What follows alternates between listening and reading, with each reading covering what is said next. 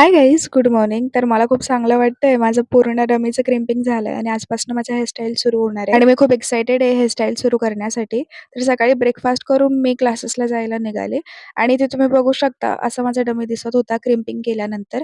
त्यानंतर आज आम्हाला किट पण भेटणार होते पर्सनली. म्हणजे सर्वांचे स्वतःचं सामान असेल ते त्यांच्याकडनं प्रोव्हाईड केलं जातं. त्यानंतर जर ते संपलं तर ते रिफिल आपल्या पैशाने करावं लागतं मग परत. तर त्यांच्याकडनं हे पफ्स वगैरे, पेन्स, यू-पिन, कोंब असं सर्व काही भेटलेलं. त्यावरून स्प्रे वगैरे पण भेटलेले आणि काही गोष्टी अशा होत्या ना, की ज्या त्यांच्याकडे आता अवेलेबल नाहीये, बट त्यानंतर आम्हाला भेटणार आहे.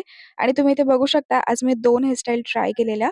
पहिली गोष्ट तर म्हणजे जी पहिली तुम्ही बघितली ती सेल्फ पफ म्हणून होती आणि ही जी दुसरी बघताय ना, ही साउथ ब्रेड आहे.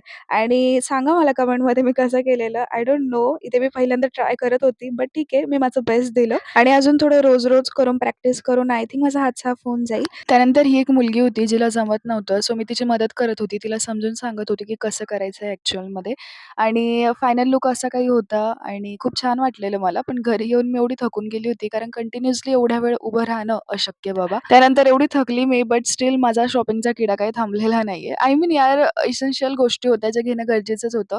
थोडंफार एक्सेसरीज घ्यायच्या होत्यात मला आणि मग मी तिकडनंच आईकडे पण गेली होती. जेवण वगैरे केलं. उशीर झाला होता ॲक्चुअली मला आणि मग माझा मामीचा मुलगा होता, त्याला घरी सोडायचं होतं. सो तोही होता माझ्यासोबत आणि हे तो स्वतःहून रेकॉर्ड करत होता. मला नाही माहिती ते तर जेव्हा मी एडिटिंग करते तेव्हा मला समजलं, की ही क्लिप सुद्धा त्याने रेकॉर्ड केली आहे. त्यानंतर मग थोडंफार बिस्किट वगैरे घेतलेले आणि मग घरी येऊन मम्मीसोबत गप्पा मारत होती.